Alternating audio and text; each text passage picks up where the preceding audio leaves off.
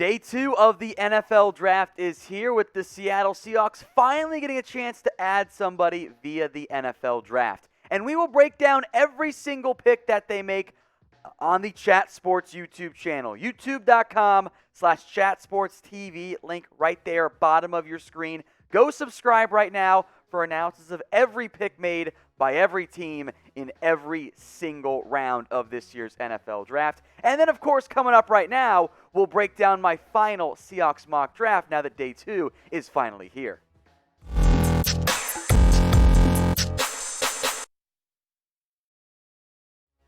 Now, as we've mentioned before, Seattle, they just don't have very many draft picks this year. A second rounder, a fourth rounder, and a seventh rounder as well. That's all they have in this year's draft, which means it's simply not going to be possible, as things currently stand, to fill all their needs. I'd love to find another playmaking receiver. I'd love to get a center. I still would like to go get a cornerback, a developmental guy maybe, to groom for a year and then start. Offensive line depth is needed, defensive line depth, linebackers probably that number 6 need as well. Now, with only 3 picks, I would not be surprised if Seattle moved down in round 2, which is why when I ran my mock draft simulation, I got a trade offer from the Dallas Cowboys. Now, initially, they wanted my 7th round pick this year. I said no and traded down and got them to take my future 7th round pick instead. I got 2 third-round picks from the Cowboys as part of this deal. Number 75 and number 84 overall. So 2 extra picks to play with. I like that move for Seattle. But do you think they will trade down? I think they will. We'll see if I'm wrong or right. Get your votes in right now for me in the comment section. Type Y for yes, you think Seattle's going to move down, or type in N for no, you don't.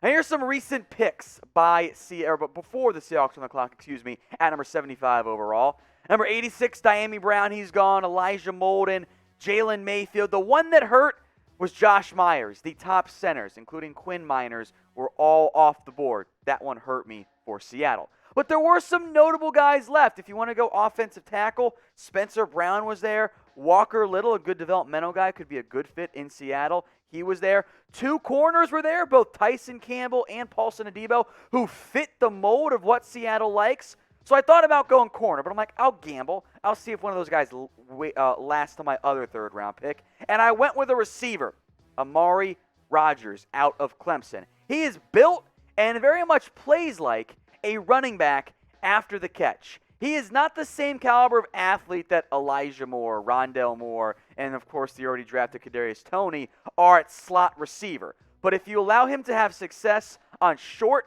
quick touches, on those quick little passes, the checkdowns, the underneath stuff, it's going to work out. He's going to have success. And I think that player is something Seattle needs right now.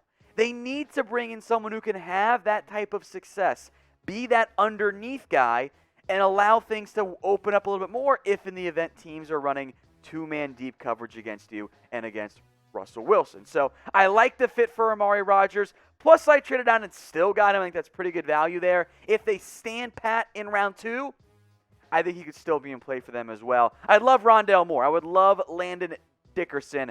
We'll see if those guys actually fall, though, to Seattle. He comes in, by the way, Amari Rodgers does, and immediately becomes this team's number 3 receiver. No disrespect meant to Freddie Swain or John Ursura or others, but getting Rodgers on this team, plus Gerald Everett, who you signed in free agency, that makes the offense that much more deadly for Seattle, and you keep Russ happy. So who do you guys want to draft today? This is going to be the pinned comment on today's video. So get the ad break here on YouTube, scroll on down, and let me know who you want to take for Seattle. All right, now for that other third-round pick here. Some notable guys on the board, very much the same grouping, minus Tyson Campbell and Javon Holland. I was tempted by Kendrick Green. I think he could be a long-term center. I almost made that pick. Instead, I went with the cornerback. I went with Paulson Adebo, who I believe is a fantastic fit for what historically Seattle has preferred at the cornerback position. Fantastic ball skills, great length as well, pretty good athlete. I know it's a Stanford corner, so I'm not going to make the comparison you're thinking of, but from a ball skills perspective, It's incredible. 27 pass breakups, 8 interceptions in just 22 career games. Now, the issue for Adebo is the last time we saw him, he struggled and was inconsistent in 2019. That UCF game, getting worked over with double moves against Gabriel Davis, who's an NFL player, but not a number one receiver by any stretch of the imagination there. That is a red flag.